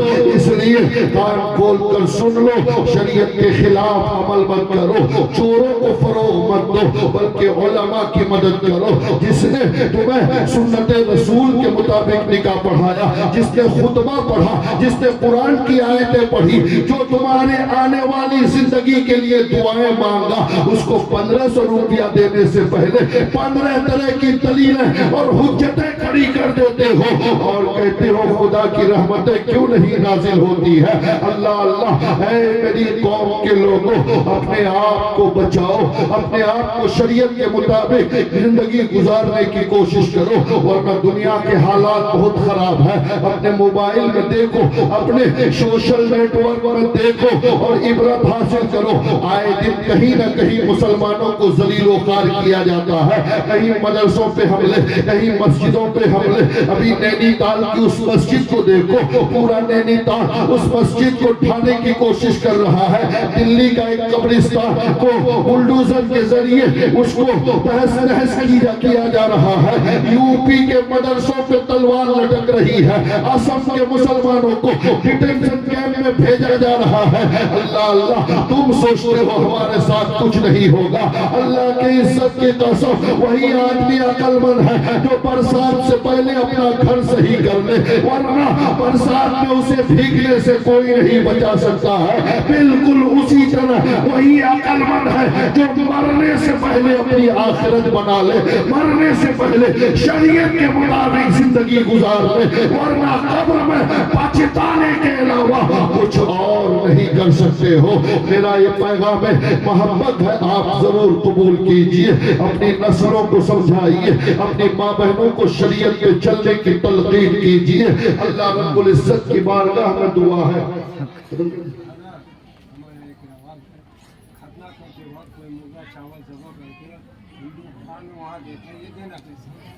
حضرت نے فرمایا کہ ختنہ سے پہلے اچھا شادی سے پہلے شریعت کے خلاف, سنیے, شریعت کے خلاف شادی بیاہ میں جو رسمیں ہوتی ہیں, 14 سال تک ہم بھینس پٹا میں رہے, چھوٹی عمر کے بچے شاید نہیں جانتے ہیں لیکن بڑے لوگ سب جانتے ہیں، اور ابھی بھی آپ ہم کو اکثر سنتے رہتے ہیں۔ بے شک حق ہے۔ تو جب میں یہاں آیا تھا پہلی بار تو یہاں بھی بہت بیہودہ رسمیں بہت ساری تھی، بہت سے لوگ جانتے ہیں، بلکہ میں نے بہت محنت اور کوشش کے بعد یہ گالیاں سننے کے بعد بھینس پیٹا اور قرب و جوار کی عورتوں کو مزارات پہ جانے سے روکنے میں کامیابی حاصل کر لیا۔ ہماری اس جماعت کی عورتیں عرس میں مزار پہ نہیں جاتی تھی، اب پتہ نہیں کیا حال ہے، لیکن تو ایک دن ایک صاحب میرے جاننے والے نے آ کر کہا کہ وہ گاڑی چلاتا تھا، ٹیمپو تھی اس کی، تو کچھ عورتیں بھینس پیٹا موڑ میں کھڑی تھی، تو وہ سوچا عرس کا دن تھا ہفتے اگست، تو اس نے سوچا کہ یہ لوگ شاید عرس میں جانا چاہتے ہیں۔ اس نے پوچھا کہاں جاؤ گے عرس میں؟ تو وہ عورتیں کہیں کیسے جائیں گے، مفتی تو جو مر گیا ہے، یعنی وہ غصے میں یہ کہنا چاہ رہی تھی کہ یہ مفتی ہم لوگوں کو تو جانے سے روک دیا ہے، غصے کا اظہار ایسے کیا کہ وہ مر گیا ہے تو کیسے جائیں گے۔ تو بہرحال کہنے کا مقصد یہ ہے کہ بڑی محنت کرنی پڑتی ہے کسی برائی کو روکنے کے لیے، حق ہے۔ گالیاں سننی پڑتی ہیں، اور میں نے وہ ساری چیزیں سنی ہیں، برداشت کیا ہے۔ بہت سے ایسے معاملات ہوئے ہیں، وہاں بھی عورتیں کبوتر ذبح کر کے وہ کاری دیگی کے پاس ایک پیڑ اتر جانب ہے وہاں لے آگے کرتی تھی، وہ سب کو روکنے کی کوشش کی گئی اور رکا۔ تو شادی یا ختنہ کسی بھی موقع پہ اگر آپ یہ سمجھتی ہیں کہ یہ مرغا مرغی کبوتر فلاں پیڑ یا درخت کے سامنے لے جا کر ذبح نہیں کریں گے تو یہ نقصان ہو جائے گا، تو گویا کہ آپ کا عقیدہ یہ ہے کہ نقصان پہنچانے والا، فائدہ پہنچانے والا اللہ نہیں شیطان ہے، معاذ اللہ۔ اگر یہ عقیدہ ہے تو ایمان ختم، اب مسلمان نہیں ہے، آپ کافر ہو گئے۔ لیکن اگر یہ عقیدہ نہیں ہے، لا علمی یا نہیں جاننے کی وجہ سے بس کر رہے ہیں، تو تب بھی حرام ہے۔ تو اس لیے کان کھول کر سن لیجئے، نفع اور نقصان پہنچانے والا صرف اللہ کی ذات ہے، حق ہے، حق ہے۔ اللہ کے علاوہ نہ کوئی نقصان پہنچا سکتا ہے اور نہ کوئی نفع پہنچا سکتا ہے۔ اس لیے ایسی حرکت اگر آپ نفع اور نقصان پہنچانے والا سمجھ کر کر رہے ہیں تو کافر ہو جائیں گے، ایمان ختم، نکاح ختم، سب کچھ ختم۔ اور اگر یوں ہی کر رہے ہیں جب بھی حرام حرام حرام۔ دوسری بات یہ ہے کہ ہمارے یہاں کچھ عورتیں اونٹ پٹان کی منتیں مانتی ہیں کہ میرا بیٹا ہو گیا تو اونٹ ذبح کروں گی۔ اونٹ راجستھان میں ملتا ہے، یہاں غیر قانونی طور پر ملتا ہے، وہ بھی 1 لاکھ روپیہ دام۔ شوہر 500 روپیہ دن کماتا ہے، 15,000 روپیہ مہینہ، اسی میں گھر چلتا ہے۔ تو جو 500 روپیہ دن کمائے وہ 1 لاکھ کا اونٹ کیسے خریدے گا؟ یا تو اس کو چوری کرنی پڑے گی، بندھن کا لون لینا پڑے گا جو سود ہے، یا اپنی زمین بیٹھانی پڑے گی اگر ہے، یا سود پہ پیسہ لینا پڑے گا، زیور بندھک دینا پڑے گا۔ تو کس نے کہا تھا آپ کو کہ اونٹ کے بدلے اللہ آپ کو اولاد دے گا؟ اللہ شرط پہ آپ کو اولاد دے گا؟ ارے خدا کی شان تو یہ ہے کہ اللہ فرماتا بندہ تو 1 مرتبہ مجھے رب کہتا ہے، میں تجھے 70 مرتبہ کہتا ہوں، بندہ مان جا۔ جس خدا کی شان یہ ہے کہ ایک آواز پہ 70 مرتبہ اللہ جواب دیتا ہے، ان کے سامنے یہ شرط رکھنا کہ خدا میں تجھے اونٹ دوں گی تو مجھے اولاد دے، یہ تو شرط ہوئی، تم مجھے یہ چیز دو میں تجھے۔ اللہ کو آپ کے اونٹ کی کیا ضرورت ہے؟ وہ تو بے نیاز ہے، پاک ہے، اس کو کوئی ضرورت نہیں ہے۔ تو اس لیے اللہ سے لینے کے لیے اونٹ، گائے، بکری، بیل، بھینس کی ضرورت نہیں ہے۔ ہاں اللہ کو راضی کرنے کے لیے نماز کی ضرورت ہے، روزے کی ضرورت ہے، صدقے کی ضرورت ہے، نیک اعمال کی ضرورت ہے، تسبیح و تہلیل کی ضرورت ہے۔ کہ مانگنا ہے مانگو خدا سے، اور ایسے مانگو اے پروردگار اگر مجھے تو نے اولاد دے دیا تو میں 100 رکعت نفل نماز تجھے راضی کرنے کے لیے پڑھوں گا، میں 10 روزے رکھوں گی تجھے راضی کرنے کے لیے، میں 5 مسکینوں کو کھانا کھلا دوں گی پیٹ بھر کر۔ اس طرح کی منتیں مانو، ایسی منت مت مانو جو آپ کے شوہر کو گناہ کرنے پہ مجبور کرے۔ اس لیے بہت سی عورتیں منت مانتی ہیں کہ میرا بیٹا یا بیٹی ہوگی تو میں 7 پیر کے گیت کی محفل سجاؤں گا۔ یہ 7 پیر کیا ہے؟ اللہ جانے کون سی بلا ہے۔ کچھ عورتیں یا کچھ ایسا مستان ٹائپ کا اوجھا آتا ہے، آنے کے بعد ناچتے گاتے گیت وغیرہ، اس سے اللہ راضی ہوگا؟ دماغ کہاں چلا گیا آپ کا؟ غلط کام کر کے آپ اللہ کو راضی کرنا، بلکہ اس سے اللہ ناراض ہوگا، اللہ کا غضب نازل ہوگا۔ حرام چیزوں کی منتیں ماننا حرام ہے، اس لیے خبردار۔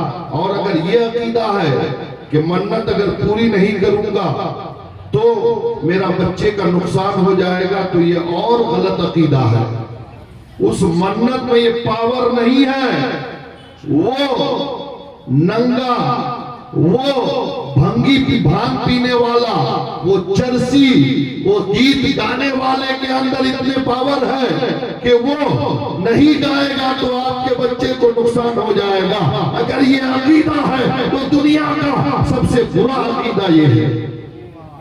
اگر آپ اللہ کو راضی کرنا چاہتے ہو، اس بچہ یا بچی کی مصیبتیں دور کر کے اس کی زندگی اچھی بنانا چاہتے ہو، تو گھر میں محفل میلاد کرو، نعتیں پڑھواؤ، قرآن کی تلاوت کرو، اس سے اللہ راضی ہوگا۔ آپ کے بچہ یا بچی کی عمر بڑھے گی اور وہ جملہ نقصانات سے بچتا ہوا نظر آئے گا۔ لیکن آدمی کی طبیعت اور فطرت یہ ہے کہ گناہ کی طرف وہ مائل ہوتا ہے۔ حق ہے حضرت۔ بہت غور سے سنیے گا، آخری بات ہے، نصیحت آمیز۔ یہ لاکھوں روپے کی بات آپ کو میں بتاتا ہوں۔ اور دوسری بات یہ ہے کہ خاص کر کے جلسے والوں کا مزاج یہ ہے حضرت کہ ہمارے علاقے میں سرجا پور جو علاقہ ہے سیمانچل، ہم لوگوں کو دیسی مچھلی اگر معلوم ہو جائے کہ ہفتیہ گچھ میں مل رہی ہے تو یہاں سے وہ جائے گا لینے کے لیے۔ دیسی مچھلی چاہیے، دیسی گھی چاہیے، دیسی مرغا چاہیے، دیسی انڈا چاہیے ٹھنڈی میں، لیکن دیسی مولوی نہیں چاہیے، دیسی شاعر نہیں چاہیے، دیسی مقرر نہیں چاہیے، دیسی پیر نہیں چاہیے۔ ہاں، یہ سب بدیسی چاہیے۔ دنیا کے ہر قوم کی فطرت یہ ہے کہ وہ اپنوں کو زیادہ چاہتی ہے۔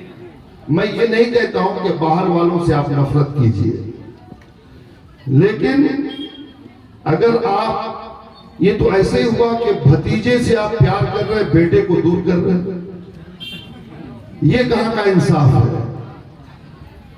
تو کہنے کا مقصد یہ ہے کہ آپ اپنا بیٹا، آپ کا اپنا بھتیجا اگر عالم ہے تو آپ کی محبتوں کا زیادہ حقدار وہ ہے۔ حق جواریت، شریعت میں بھی پڑوسی کا حق ہے۔ مسئلہ ایک سنیے شریعت کا، آپ کے قریب میں ایک جگہ ہے اور اس کے قریب میں جو پڑوسی ہے آپ کا، اگر یہ جگہ بیچنا چاہتے ہیں اور وہ پڑوسی خریدنے کی طاقت رکھتا ہے تو شریعت کا حکم یہ ہے کہ اس کو پوچھے بغیر دوسرے کو دینا درست نہیں ہے۔ جب وہ انکار کر دے کہ میں نہیں لوں گا تب دوسرے کے بعد بیچ سکتے ہیں۔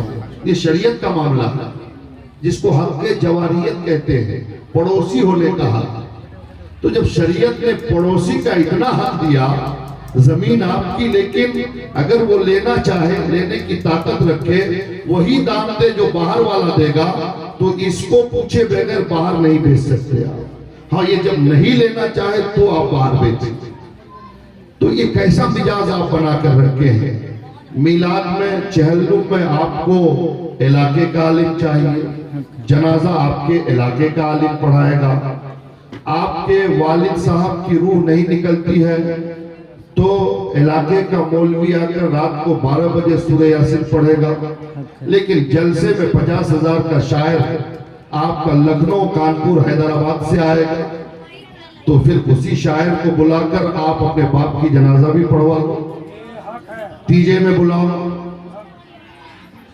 ہم یہ نہیں کہتے ہیں کہ آپ باہر والوں کی عزت مت کیجئے، لیکن علاقے والوں کو بھی مت بھولیے، اسے فراموش مت کیجئے، ان کی بھی عزت کیجئے آپ۔ بہرحال تو کہنا یہ چاہ رہا تھا کہ گناہ، ایک آدھ لوگ کہتے ہیں کیا کریں حضرت، بہت کوشش کرتے ہیں لیکن گناہ ختم نہیں ہوتا، گناہ سے باز نہیں آ پاتے، گناہ سے رک نہیں پاتے۔ تو دیکھیں گناہ جو ہے یہ اترائی ہے، اوپر سے جو نیچے آتا ہے آدمی تو آسانی سے آتا ہے، اور نیچے سے جو اوپر جاتا ہے تو اس میں مشکل ہے کہ نہیں؟ اوپر سے نیچے آنے میں آرام ہے، نیچے سے اوپر جانے میں مشکل ہے۔ تو علماء فرماتے ہیں کہ نیکی نیچے سے اوپر جانے والا کام ہے، اور گناہ اوپر سے نیچے آنے والا ہے، اس لیے آدمی گناہ کے طرف زیادہ مائل ہو جاتا ہے، اس میں آسانی ہے۔ تو اب اگر آپ یہ کہتے ہیں کہ گناہ ختم نہیں ہوتا تو نیکی کیجیے۔ اللہ فرماتا ہے نیکیاں گناہ کو مٹا دیتی ہیں، اور نیکی اور گناہ میں اپوزٹ ہے، یہ گناہ نیچے آتا ہے، نیکی اوپر جاتی ہے۔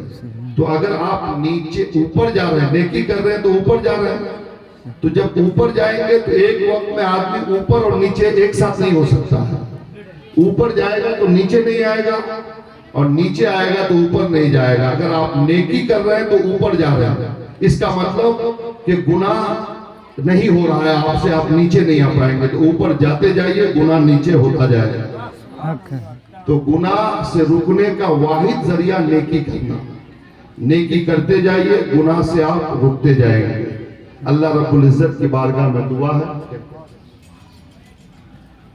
اچھا دیکھیے، آپ لوگ ہمیں جانتے ہیں، اس علاقے میں جب تک رہا میں 2-4 ویسے میں باہر ایسا نہیں کرتا ہوں، دولت گڑھ، ہرمن گڑھ، مہیس پیٹا جب تک رہا، یہ 4-5 گاؤں ہی میں چندے کا رواج، یہ میں اکثر اس جلسے میں بھی تقریباً نہ جانے کتنی بار، غالباً 10-12 بار، بیچ میں 1-8 سال حاضری نہیں ہوئی۔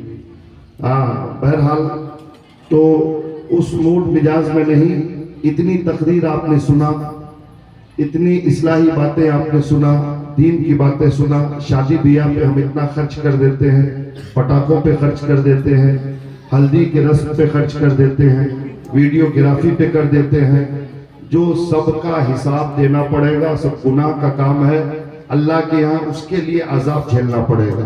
لیکن آج نبی کے اس جلسے کے نام پر بڑی خاموشی کے ساتھ میں 5 ایسے آدمی کو آواز دیتا ہوں، اگر دل پہ بات بیٹھی ہے تو غوث اعظم کے نام پہ 1100 روپیہ اس جلسے کو لا کر آپ دیجئے۔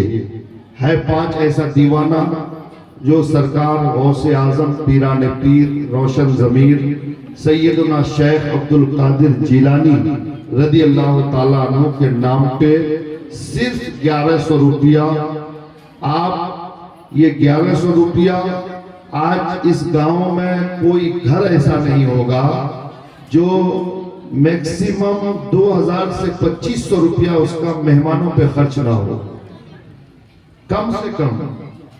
تو اس حساب سے کم 5 لاکھ روپیہ مہمان کھا جائے گا، لیکن اس کا حساب آپ کو دینا پڑے گا، کہاں سے لائے تھے، کیسے کھلایا۔ لیکن یہ 1100 روپیہ جو اللہ کے نبی کے نام پر آپ دیں گے، غوث اعظم کے نام پہ دیں گے، یقیناً یہ آپ کو قبر کے حساب سے بچائے گا، جہنم کے عذاب سے بچائے گا۔ یہ پیسہ آپ کے پل صراط کو آسانی سے پار کرائے گا اور آپ کے نیکی اور بدی کے پلے میں نیکیوں کو وزندار بناتا ہوا نظر آئے گا۔ اس لیے اٹھیے، 5 ایسے دیوانے جو غوث اعظم کا دیوانہ ہو، غوث اعظم کا چاہنے والا ہو، آئیے کھڑے ہو جائیے اور غوث اعظم کے نام پر یہاں دیجئے۔ ہمارا عقیدہ ہے، سرکار غوث اعظم کا فرمان ہے کہ میرا مرید، میرا چاہنے والا، میرا نام لینے والا اگر دنیا کے ایک کنارے پہ ہو اور میں دوسرے کنارے پر ہوں اور وہ دل سے پکارے تو میں اس کی مدد کے لیے پہنچ جاتا ہوں۔ اللہ اکبر۔ یہ سرکار بغداد غوث اعظم کی شان ہے، اللہ نے یہ مرتبہ عطا فرمایا۔ اس لیے اے دیوانوں، اے غوث اعظم کے چاہنے والوں، اے غوث اعظم کے ماننے والوں، غریب نواز کے دیوانوں، آؤ نبی کے نام پر، پنجتن پاک کے نام پر 5 ایسا دیوانہ کھڑا ہو جائے۔ آج تمہیں شیطان روکے گا کہ مت دو، لیکن شیطان کی بات مت سنو۔ ہو سکتا ہے آپ کا یہ دینے والا عمل رب کی بارگاہ میں قبول ہو جائے۔ اللہ کے فرشتے جو چاروں طرف سے رحمت و انوار کے پروں سے آپ کو گھیرے ہیں، کاغذ اور قلم لے کر کھڑے ہیں، آپ کا نام لکھنے کے لیے تیار ہے۔ آؤ ان علماء کی موجودگی میں، نبی کی اس محفل میں، نبی کی اولاد غوث اعظم کے نام پہ کوئی دیوانہ کھڑا ہو جائے، کوئی چاہنے والا کھڑا ہو جائے۔ اتنے بڑے مجمع میں کوئی ایک ایسا دیوانہ کھڑا ہو کر یہ ثابت کر لے کہ بغداد کے غوث کے نام پہ مانگا ہے، تو یہ دولت گنج کی سرزمین میں غوث کا دیوانہ دینے کے لیے تیار ہے۔ نہیں ہے کوئی؟ ماشاءاللہ، نعرے تکبیر۔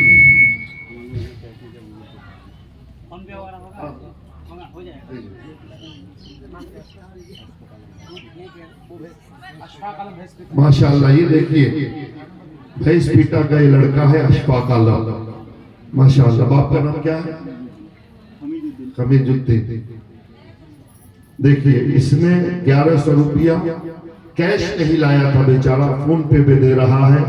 اللہ رب العزت اس کے دینے کو قبول فرمائے اور اس بچے کو دنیا کے ہر مصیبت سے بچا کر اس کو صحت و تندرستی کے ساتھ دنیا کی ساری کامیابیاں اللہ عطا فرمائے، آمین ثم آمین۔ اب اس کا کوئی اور ایسا ساتھی آ جائے جو اس کا